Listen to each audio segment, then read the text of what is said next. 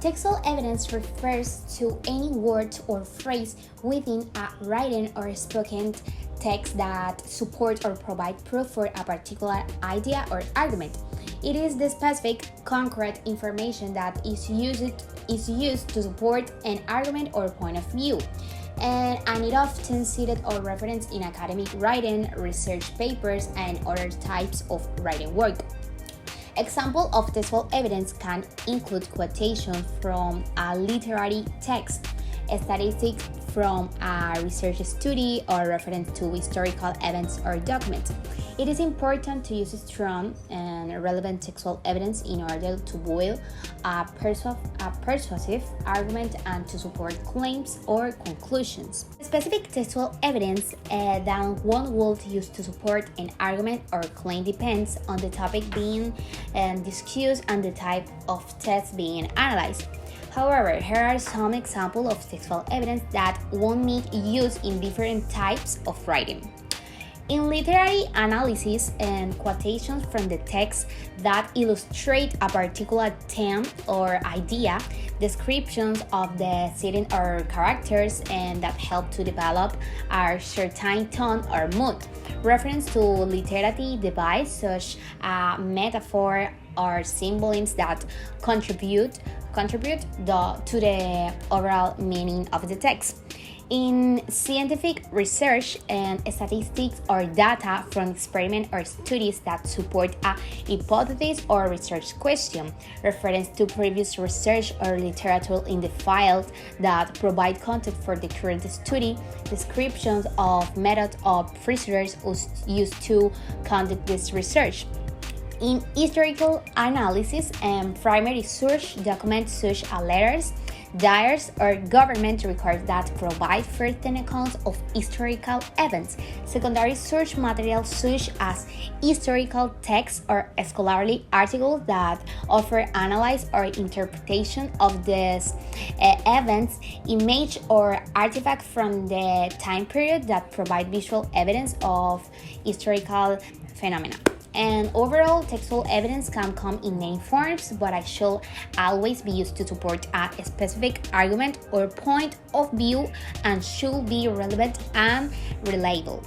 Here are some ways in which textual evidence can be used. 1. To provide a specific examples that illustrate or clarify a point being made in the text. 2. To support a claim or argument with facts, data, or quotation from an authoritative source. 3. To demonstrate a deeper understanding of a text, author, or subject matter. 4. To provide credibility to an argument by showing that it is based on verifiable evidence and not just personal opinion. 5. To encourage critical thinking and analyze by prompting readers or listeners to examine the evidence and draw their own conclusions. By incorporating textual evidence effectively, writers and speakers can enhance the persuasiveness and clarity of their arguments and convey a more nuanced understanding of complex topics.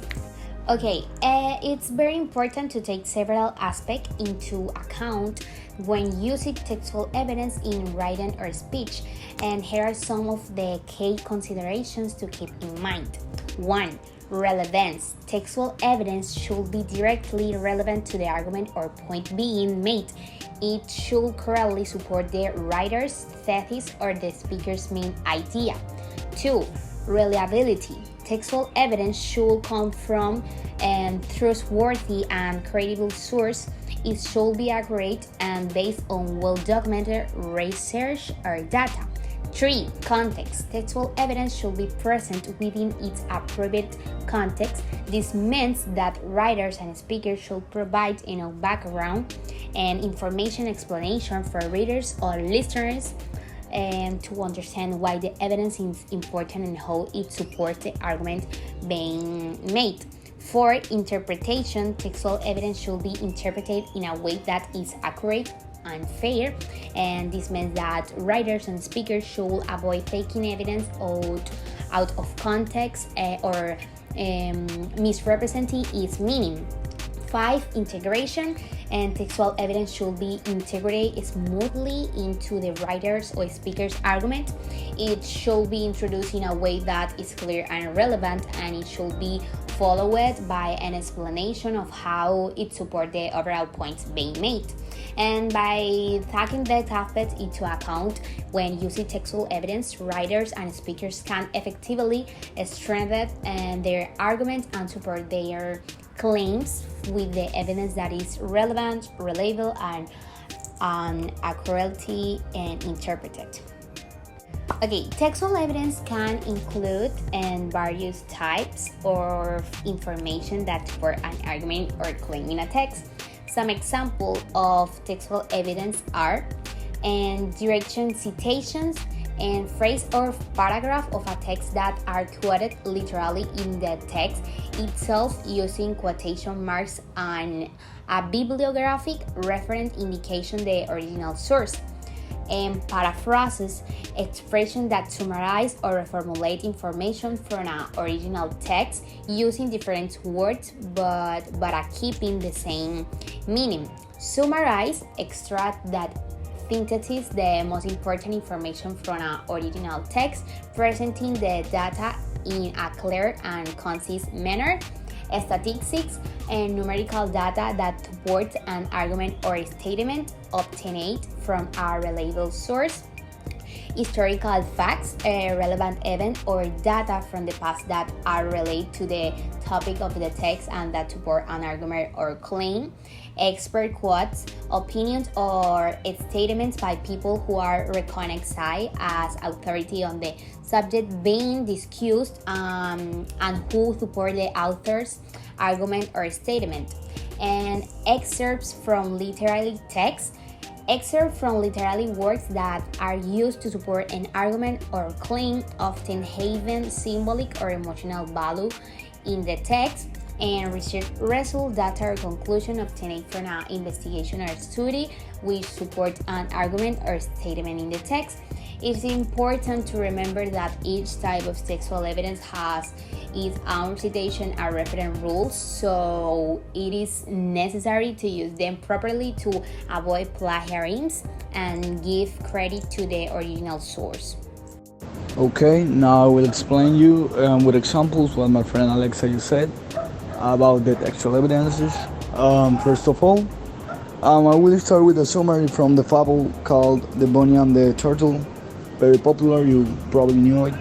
So, with a summary, okay, basically what was explained in this fable is that a bunny and a turtle were meant to do a race, and obviously the bunny had like the advantage of his speed and some things, but the bunny was very confident, excessively confident. So he started like making fun of the turtle, bother him. So he took a nap in a tree, things like that, some dirt like that. And the turtle, by the other side, was very persistent, but had discipline, had good attitude, and was like very focused on his finish at the race. But the bunny like fell asleep on the tree, and as the moment when the bunny like heard all the voices of the people cheering up the turtle by winning the race, the bunny just tried like to run to the finish line, but he couldn't. So that's first of all like the summary. Now the author's intention to this fable is to make us understand that to everything you gotta have like some sort of good attitude, know how to handle the situations, so you will be more successful. For example, you don't gotta like bother someone else or things like that. You gotta be like more focused on yourself, be more responsible, more consistent, disciplined to be successful. Now I will be doing a summary of the fable, The Last Shepherd. So basically this is a famous one also, and it starts with this kid who lives in a village, and he was like some shepherd, The problem here is that this kid, as the title say, he is a liar. So, as a village, there was many people like farmers, things like that, cookers, chefs, and these kids started lying, talking about that the sheep were getting hunted by a wolf, and it was fake at that moment. So everybody like got out of the house with some like swords, things like that to protect the sheep. But there was no wolves. So eventually, this kid keep telling that joke again and again and again, and frustrated the trust of the farmers.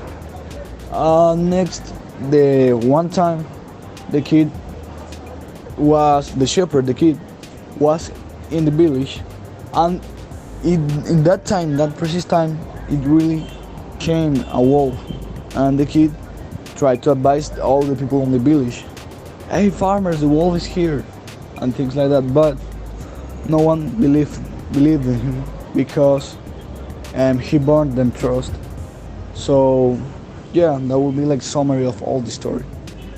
Now the author's intention in this fable, The Light Shepherd, is that you gotta always say the truth. Mainly that, because if you won't say the truth, people won't believe you, and you won't create links with each other. You will have no trust with no one, because everybody will gonna say like, hey man, this man lies too much, I'm not gonna trust him, I'm not gonna say him nothing. So it comes from something so little like a sheep, like some sheep, because it was a lot of them, to a trust, to someone, to somebody, to a person. So basically, try to tell the truth in every moment, not lying to no one and things like that. That's the author intention.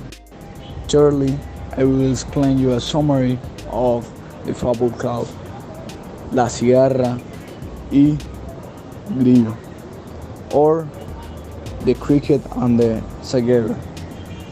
So mainly this fable and summaries of all this is that the ceguera was lazy, was like taking advantage of the sun, chilling all the time in the summer, while the cricket was always focused on the resources to surviving the cold. So snow, everything, his refuge, things like that. So eventually, obviously the time passed and the ceguera didn't do none. It used like let the time go by, let the time fly, and didn't like catch all the resources he needed to survive the cold. In difference to the cricket did everything he could. So next of it, the cricket was happy because he could survive all this time. A difference of the ceguera that died because no resources. He was like just chilling, all the sunny. So basically, yeah, that was the trouble.